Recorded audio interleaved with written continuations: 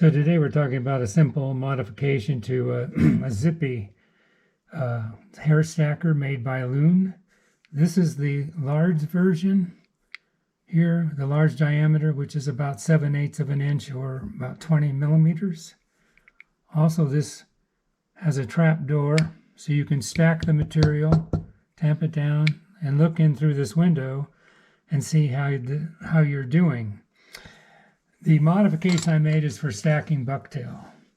And the first part of stacking bucktail is material selection. Here you can see a very straight and long fibered without much kinkiness to the hair. And this will stack pretty well. The other end of the spectrum is this sort of kinked up. It's still long, but it's very kinky, and it's very difficult because of the scaliness and the kinkiness of this hair to stack it. So that's the first thing, is you want to select a hair that's stackable. And you select it by looking at inspecting the hair and looking for a section that's pretty equal length in the first place.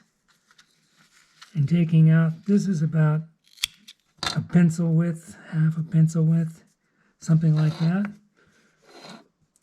You can see here that we're running into problems already, because to stack this, it's going to stick way out of the stacker. So what I did was, first of all, is I cut a plastic tube and cut an angle at the end of this, about a 20-degree angle of this.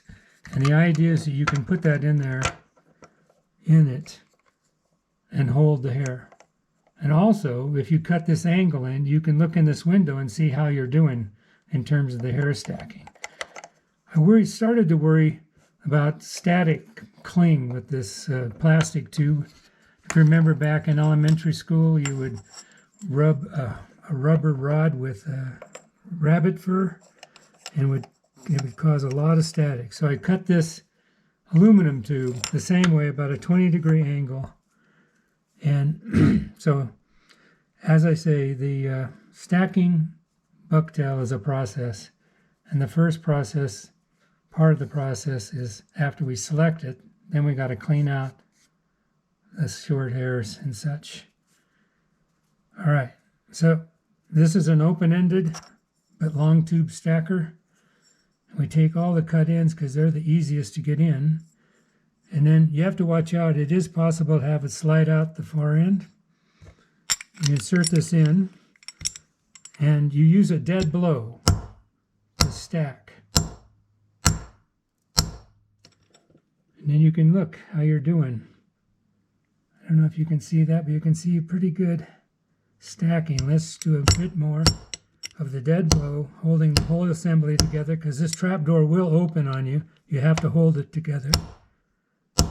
And then I like to jiggle with the loose tube. This is the other at a high angle, like 80, 70 degrees, and jiggle and bounce it.